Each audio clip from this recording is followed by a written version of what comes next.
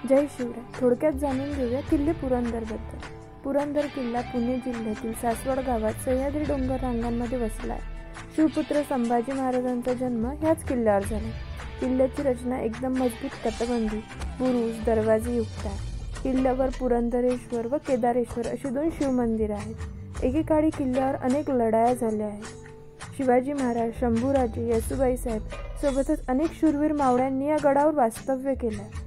अनेक मावळ्यांचं रक्त इथल्या मातीत मिसळलं गेलं आहे. मिर्झाराजे जयसिंगने किल्ल्यावर हल्ला केला होता तेव्हा मुरारबाजी देशपांडेंना वीरमरण आले आणि पुरंदराचा तह झाला.